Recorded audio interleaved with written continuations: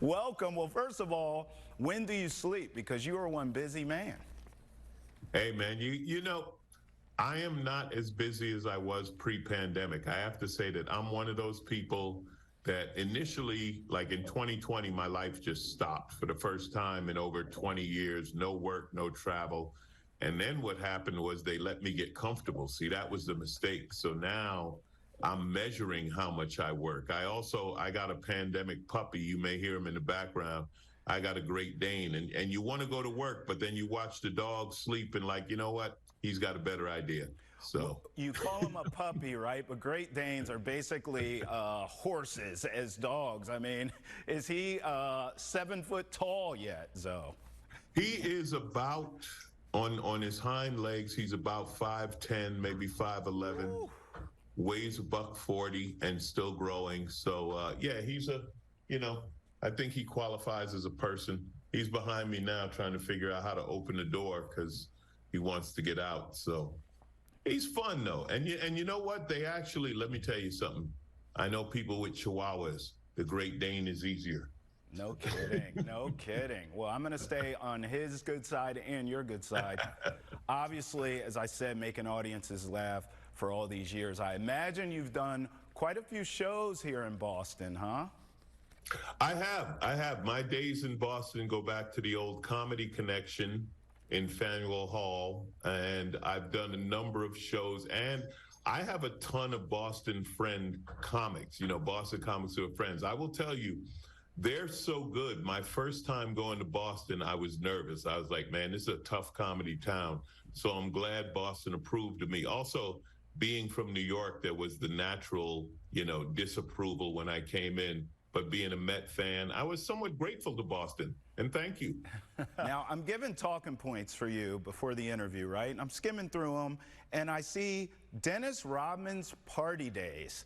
And I have to ask you about this. Now, try to tell me something that won't get us both canceled, but I have to know about this. Well, so it's coming out now. I don't know if it was the documentary that brought it up or what brought it up.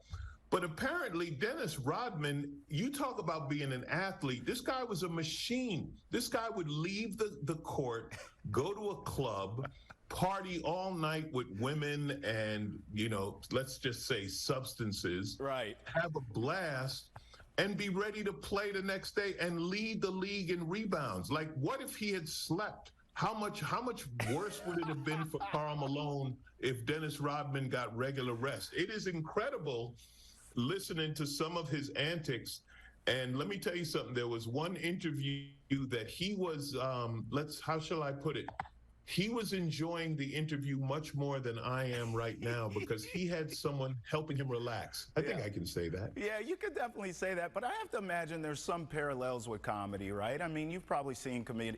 Clearly not you. You're a consummate professional. But I imagine there's comedians that, let's say, enjoyed themselves and then, you know, killed the set the next night or same night or whatever, right? Oh, no, listen. In comedy, you can do that. You can have fun. You can party. You do whatever. Go on stage. Hopefully, you don't go on so drunk you forget your own act or something. But to play in the NBA, that is like I think it's the second hardest physical challenge besides soccer, where they're running continuously for no reason. By the way, you run for 90 minutes and the score is 1-0. Take it easy. Get a rest. Anyway.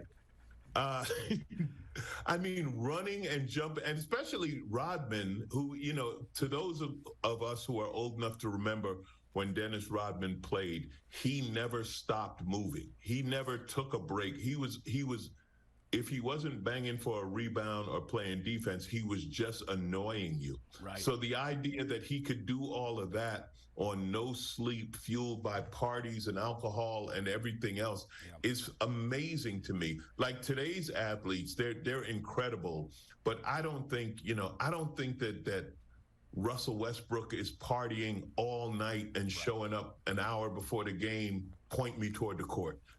Yeah, no doubt, no doubt. Well, listen, we're a sports network. We could talk your Mets and Dennis Rodman all day, but you know why we're here. This very, very important cause, the Jimmy Fund. What would you say to someone watching us now, maybe who's on the fence about donating? Are there any kind of close personal stories for you, Zoe, as to why Well, unfortunately, like most people, cancer has affected my life. I lost both parents to cancer. It's very real. It is heartbreaking. It can be very difficult ridiculously painful to watch what it does to people who you know as vibrant and strong. And, last year, listen, I lost a good friend of mine that I'd known for 30 years, and the cancer was so aggressive. He was diagnosed in May, and he was gone in August. It's very real. There's no one not affected. There's no one who isn't touched by someone who doesn't have a loved one, and here's another thing in this time, and I hate to bring this up, but this is a time we live in. Cancer doesn't care about your politics. Cancer doesn't care about what science you believe in. Cancer doesn't care about any of that we have going on, this ridiculous partisanship when it comes to these things. Listen, we're all suffering with it, and we can all help. So yeah, we are all Jimmy. Okay, if we're not Jimmy, you certainly know Jimmy.